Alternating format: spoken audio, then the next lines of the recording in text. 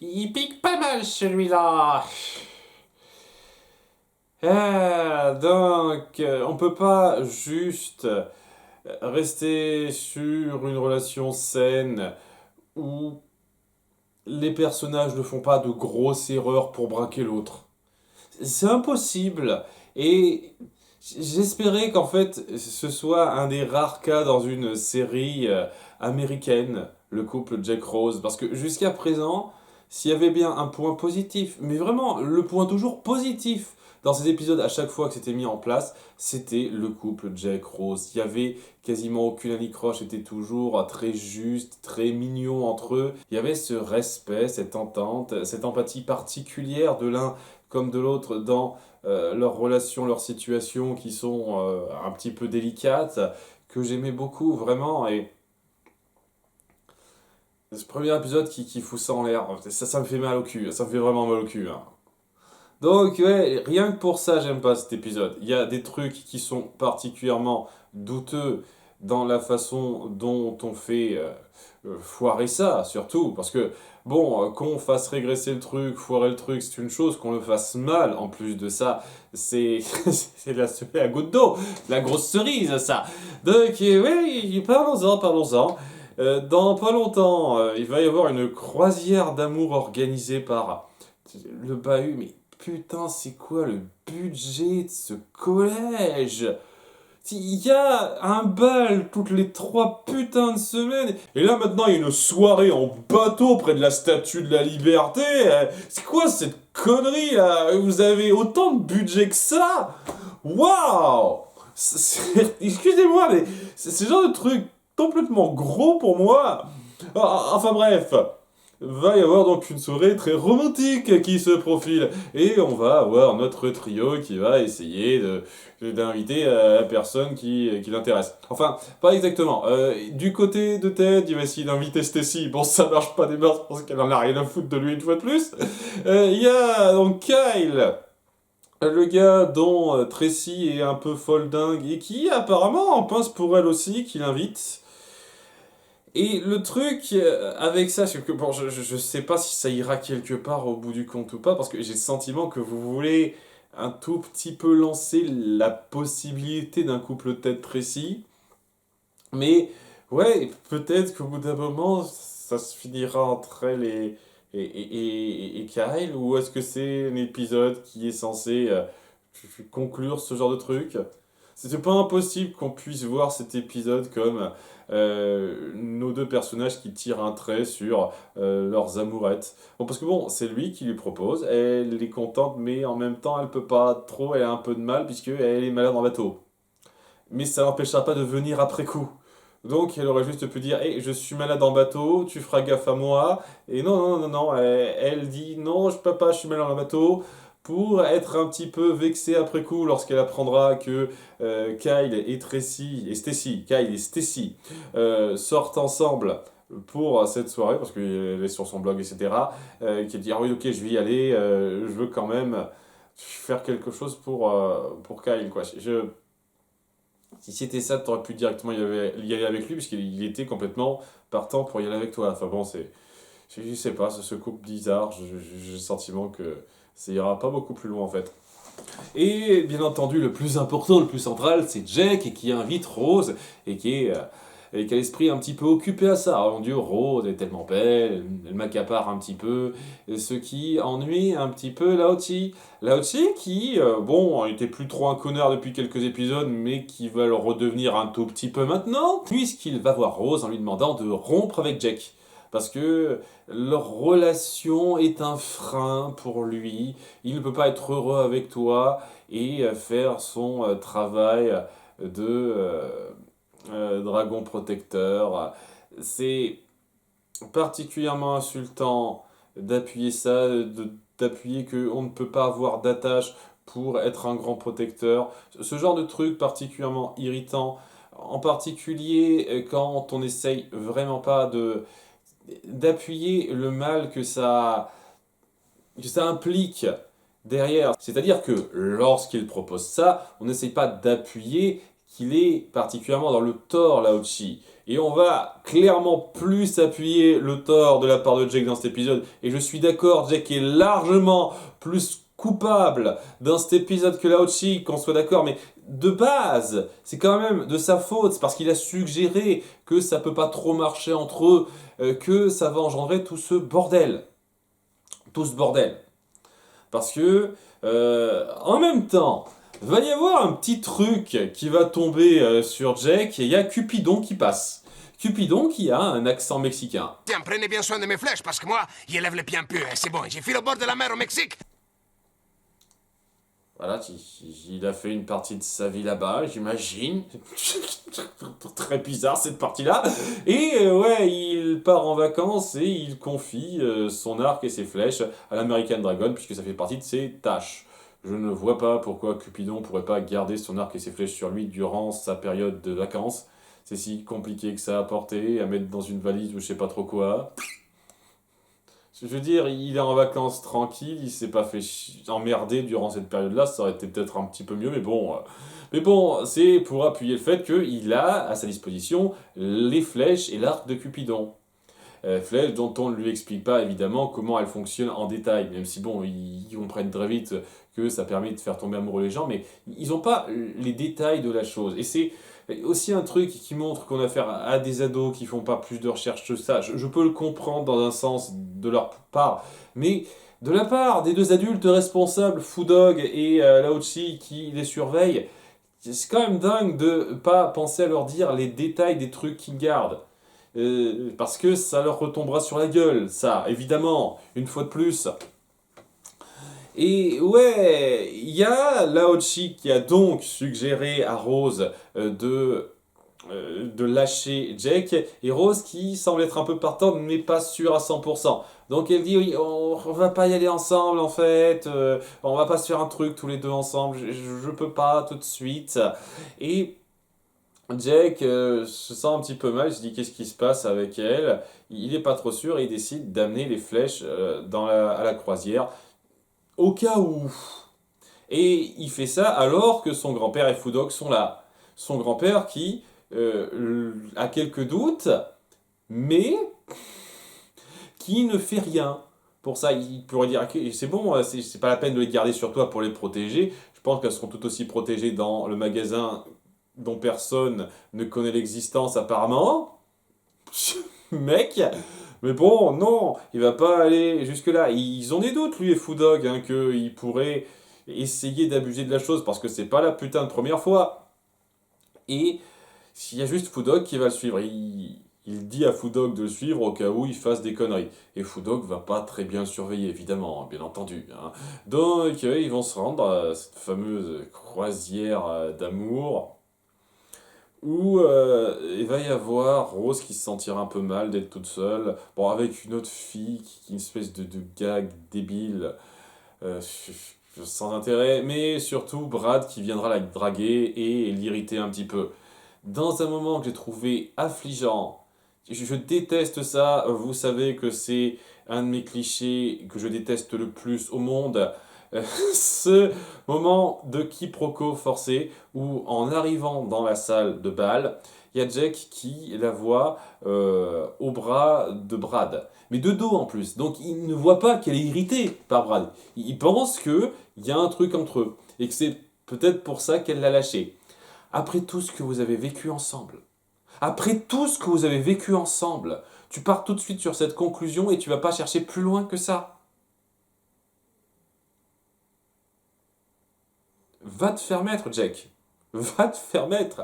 Et donc, ça va être la goutte d'eau. Ce qui va le convaincre d'utiliser les flèches de Cupidon pour forcer quelques personnes à tomber amoureuses. Hein. D'ailleurs, Kyle avec Tracy, Stacy avec Ted et Rose avec lui. Autant en parler tout de suite parce que c'est un truc qui m'irrite au plus haut point. C'est le truc le plus ennuyeux, le plus grave de cet épisode pour moi. Cette façon complètement légère de prendre quelque chose comme la manipulation des sentiments des autres. C'est pas juste, je manipule un petit peu la situation, je me fais bien voir en mettant en place une fausse mise en scène, ce genre de choses. Non, non, non. C'est, je prends tes sentiments et je les change par magie sans ton consentement. Ça s'apparente plus ou moins à du viol psychologique. J'ose dire le terme. Et vous présentez ça de façon légère, comme si nos héros ne comprenaient pas bien ce qui se passe et veulent juste leur revanche sur la vie, et comme s'il n'y avait pas ces répercussions particulièrement graves que représente leur acte sur les différentes personnes en question. C'est énervant ça. La façon dont on traite le sujet. Si ça avait été quelqu'un d'autre qui avait utilisé ces flèches et quelqu'un qui ne devrait pas être un héros de séries animées pour toute la famille, mais j'ai juste un mec un peu connard sur les bords, pas réfléchi, secondaire, ou l'antagoniste de l'épisode par exemple, je dirais ok, je peux accepter la façon légère dont vous prenez ça, mais le fait que ce soit nos héros qui comme ça, tranquille, se disent on va changer les sentiments des gens, je peux pas. Je peux pas accepter ça comme si c'était que dalle. C'est particulièrement énervant et ça rabaisse énormément les personnages. D'autant plus que on retombe dans cette configuration qui commence de plus en plus à me saouler tellement elle se répète, où c'est Jake et compagnie qui sont responsables du problème. C'est eux qui, en connaissance de cause, expérimentent avec un truc magique, le font pas bien, foutent le bordel et doivent réparer leur merde. Une fois tous les 4-5 épisodes, ça devient chiant. J'en ai ras le cul. Donc ouais, je leur dis, Jake est largement plus coupable dans cet épisode que son grand-père, vraiment. Et ça vient du fait de prendre cette décision au départ. Et donc, en plus de prendre cette décision au départ, ils vont faire n'importe quoi avec, ils vont balancer des flèches sans trop le vouloir, un peu n'importe où. Le capitaine du bateau va être touché, il va tomber amoureux de la tour Eiffel.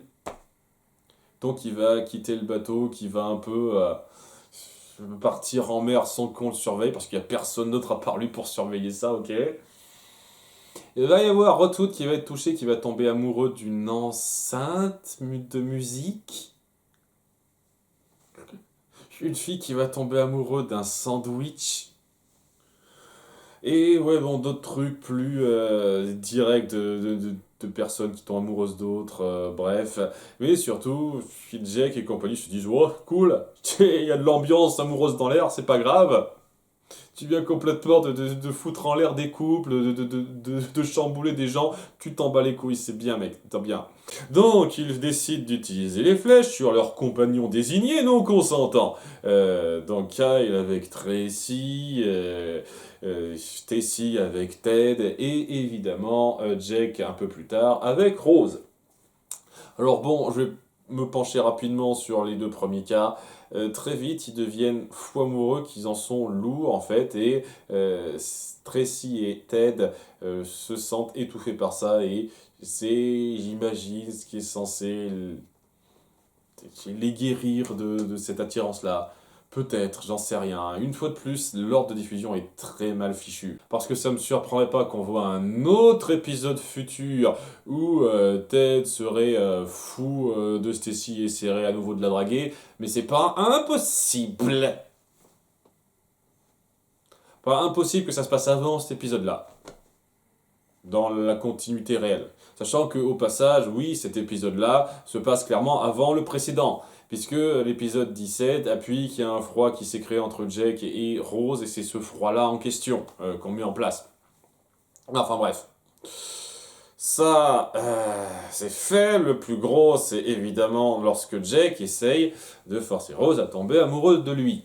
Le problème, c'est qu'elle est déjà amoureuse de lui, totalement. Et donc, lorsqu'elle se prend une flèche de Jake en le voyant juste après, eh bien, twist, elle se met à le détester. Et oui, ça annule le truc, ça fait complètement effet inverse lorsque ça existe déjà.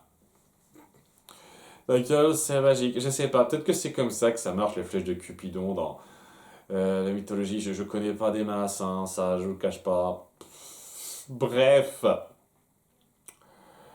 Et il est un peu ébahi de devoir se refarcir Rose, qui sait se changer en chasseresse très vite, hein, mais en l'espace d'une seconde et demie, paf, elle change de tenue. Je sais pas comment c'est possible, cette magicienne. Hein. Alors, bref, elle se met à l'attaquer, elle dit je te déteste, elle est même prête à appeler les siens pour se battre avec elle afin de le capturer. Et elle est même prête à dire son identité, parce que elle connaît l'identité de l'American Dragon, mais il y a des trucs bien pratiques qui feront que ça ne se passera pas. Voilà, il y a des interférences pile au moment où elle dit son nom à la radio, donc ils n'ont pas entendu. Bien entendu, ça tombe bien. Et ouais, plus tard, pile poil, il va se transformer en dragon au moment où ils arrivent, et ils le verront jamais. Donc ouais, Jack, il va être un petit peu perdu là-dedans, il verra Foodog dans la cabine du capitaine qui a décidé de faire une pause manger et qui lui raconte un petit peu comment ça marche, ce truc-là. Il dit ah oui, je suis content, elle-même pour de vrai. Alors après, c'est pas cool ce qui se passe. C'est bien, mec, on est content que ça te plaise. Ouais, il doit un petit peu sauver la situation qui est délicate malgré tout. Hein, et il y a les flèches qui sont récupérées parce qu'il les a lâchées lorsque Rose l'a attaqué. Il y a un mec euh, qui a perdu sa copine parce qu'elle est tombée amoureuse d'un autre à cause d'une flèche, qui a mis la main dessus, il l'étire à n'importe comment, il croit juste que c'est là pour le décor, et donc il touche Fudok qui tombe amoureux de son reflet. C'est un bordel! C'est un gros bordel ridicule, putain! Et pour qu'à la fin, il y a peut-être ici qui remettent la main sur les flèches, ils aident un petit peu la situation après s'être débarrassés donc de leurs nouveaux amoureux pot de colle. Jack parvient de justesse à retransformer Rose en sa version normale avant qu'elle dévoile qu'il est l'American Dragon. Il s'en sort de justesse. Et donc, dans cette configuration très forcée, elle se rend compte que leur relation n'est pas si optimale que ça pour qu'il fasse son job et qu'il ne soit pas en danger. Donc, ouais, c'est mieux pour eux qu'ils rompent. Sachant que, de son point de vue, la chose qui me poserait problème, c'est pas tellement ça, mais le fait qu'il a voulu jouer avec mes sentiments, qu'il a voulu me forcer à tomber amoureuse de lui. Je suis désolé, je le redis, mais ça, pour moi, c'est un non direct. T'oses faire ça, t'oses essayer quelque chose comme ça sur moi, t'es une sale merde et tu peux aller te faire enculer. C'est ça le truc. Jack est pas plus détestable dans cette série que durant cette décision. Je le pense franchement. Et le fait qu'il y ait des gens qui ne comprennent pas le principe me fume, quoi. Il y a des gens qui sont prêts à défendre une fois de plus Strange Magic et le héros central par rapport à ses actes, alors que c'était un gros connard qui voulait forcer une fille à l'aimer.